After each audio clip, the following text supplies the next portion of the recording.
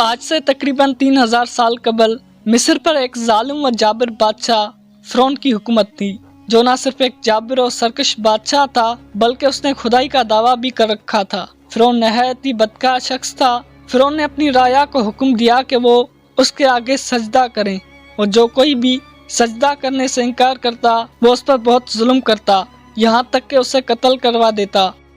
سب سے پہلے آپ کو بتاتے چلیں کہ بالوں کو بنانے، سنوارنے اور کنگھی پھیرنے والی عورت کو مشاطہ کہا جاتا ہے۔ فرعون نے اپنے اہل خانہ کی خدمت کے لیے ایک مشاطہ رکھی ہوئی تھی۔ آج کل کی اصطلاح میں اسے بیوٹی میکر کہا جا سکتا ہے۔ فرعون کی اہل خانہ کی مشاطہ فرعون کو نہیں بلکہ اللہ تعالیٰ کو اپنا رب مانتی تھی۔ معراج کے موقع پر ایک جگہ رسول اللہ صلی اللہ علیہ وآلہ وسلم نے بڑی خوشگوار مہک محسوس کی۔ آپ نے جبریل علیہ السلام سے پوچھا، جبریل، یہ کیسی خوشگوار مہک ہیں؟ حضرت جبریل علیہ السلام نے بتایا کہ یہ فرعون کی بیٹی کے سر میں کنگھی کرنے والی خاتون اور اس کے اولاد کی خوشبو ہیں۔ رسول اللہ صلی اللہ علیہ وآلہ وسلم نے پوچھا، اس خاتون کا کیا قصہ ہے؟ حضرت جبریل علیہ السلام نے بتایا کہ ایک دن وہ فرعون کی بیٹی کے بالوں میں کنگھی کر رہی تھی کہ اچانک اس کے ہاتھ سے کنگھی گر پڑی تو وہ بے ساختہ بولی، بسم اللہ۔ فرعون کی بیٹی نے اس سے پوچھا، اس کا کیا مطلب ہے؟ کیا تمہاری مراد میرے باپ کے نام سے ہیں؟ اس خاتون نے جواب دیا، نہیں، بلکہ میرا اور تیرے باپ کا رب اللہ ہے۔ فرعون کی بیٹی نے یہ سن کر کہا، میں تمہاری یہ بات اپنے باپ فرعون کو بتاؤں گی۔ اس خاتون نے کہا، ٹھیک ہے، جاؤ بتا دو۔ چنانچہ اس نے یہ بات اپنے باپ سے کہہ دی۔ فرعون طیش میں آ گیا۔ اس نے فوراً اس خاتون کو اپنے دربار میں طلب کیا اور اس سے پوچھا، اے عورت، تیرا میرے سوا کوئی رب ہے؟ اس خاتون نے انتہائی جرأت و شجاعت سے جواب دیا، ہاں، میرا اور تیرا رب اللہ ہے، جو بلندی اور بزرگی والا ہے۔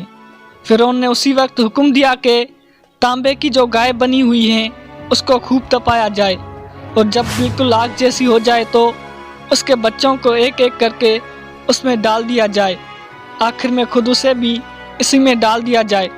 جب آگ جیسی ہو گئی تو حکم دیا کہ اس کے بچوں کو ایک ایک کر کے اس میں ڈالنا شروع کرو۔ اس نے کہا، بادشاہ، ایک درخواست میری منظور کر لے، وہ یہ کہ میرے اور میرے ان بچوں کی ہڈیاں ایک ہی جگہ ڈال دینا۔ فرعون نے کہا، اچھا، تیرے کچھ حقوق ہمارے ذمے ہیں، اس لیے یہ مجھے منظور ہیں۔ اس کی دونوں بچیاں اس کی آنکھوں کے سامنے اس میں ڈال دی گئیں اور وہ فوراً جل کر راکھ ہو گئیں۔ پھر سب سے چھوٹے کی باری آئی، جو ماں کی چھاتی سے لگا ہوا دودھ پی رہا تھا۔ فرعون کے سپاہیوں نے اسے گھسیٹا تو اس نیک بندی کی آنکھوں تلے اندھیرا چھا گیا۔ اللہ تعالیٰ نے اس بچے کو اسی وقت زبان دے دی اور اس نے بآواز بلند کہا، اماں جان، افسوس نہ کر، اماں جان، ذرا بھی پس و پیش نہ کرو، حق پر جان دینا ہی سب سے بڑی نیکی ہے۔ چنانچہ انہیں صبر آ گیا، اس بچے کو بھی آگ میں ڈال دیا گیا اور آخر میں ان کی ماں کو بھی اسی آگ میں جلا کر شہید کر دیا گیا، اور یہ خوشبو کی مہکیں اسی کی جنتی محل سے آ رہی ہیں۔